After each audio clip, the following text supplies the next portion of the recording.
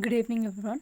So in this video we'll just discuss about the chapter The Lotus of BSc English semester 4. So before moving on to this chapter or poem, let us just read the para first, and after the pre-reading then we'll just see what is given in this poem. Have you ever read any English poems written by a female Indian poet? How do you understand poetry? Do you know what a sonnet is?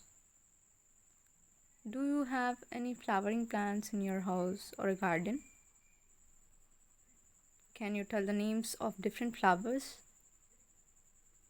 Have you ever heard the title of the poem, The Lotus?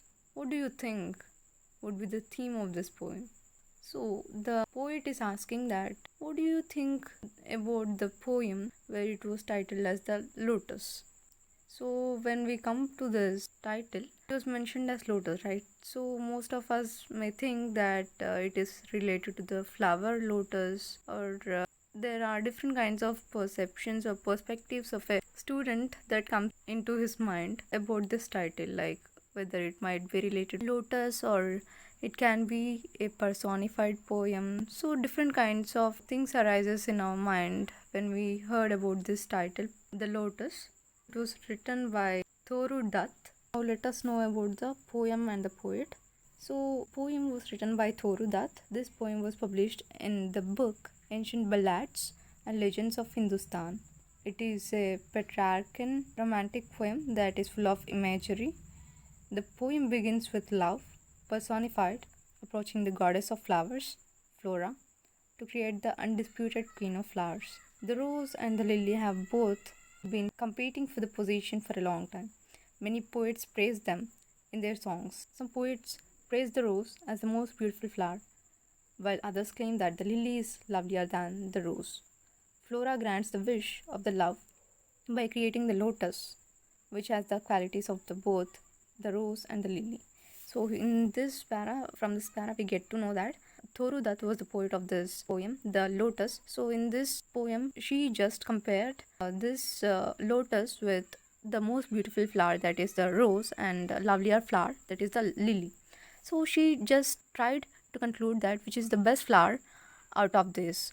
So when we see, she has just personified this poem, and she tried to depict that lotus is a unique flower that is created by the goddess of Flora, where it has unique characteristics of both a rose and lily. So this is what she has depicted through the lines in the poem. And in this sonnet, Toru Dutt portrays the debate between the rose and the lily, as in William Cowper's famous poem, The Lily and the Rose. The poet has given the flowers a symbolic representation.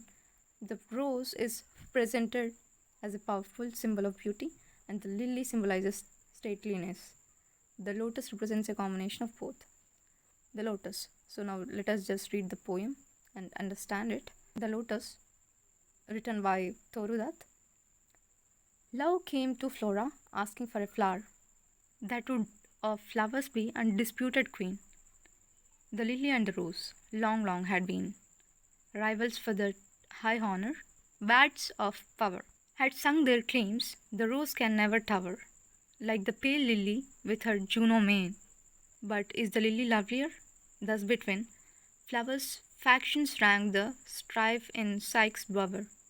Give me a flower, delicious as the rose, and stately as the lily in her pride. But of what color? Rose red, love first chose, then prayed, no, lily white, or both provide.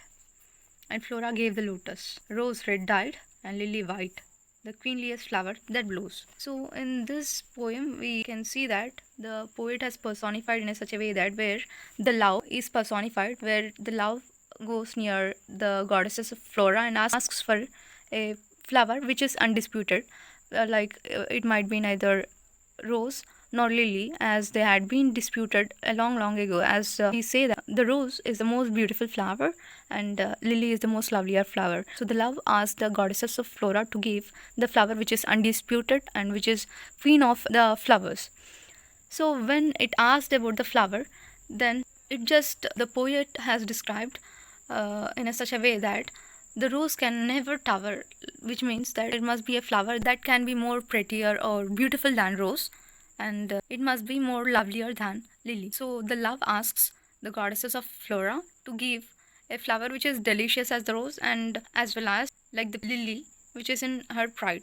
So when the love asks in this way to the goddesses of flora, then the goddesses of flora asks in return that but of what color. So the love replies that the rose has a red color and the lily has the white color. So the love chooses the red color as the rose is of red in color, and then it chooses white as the lily is in white in color.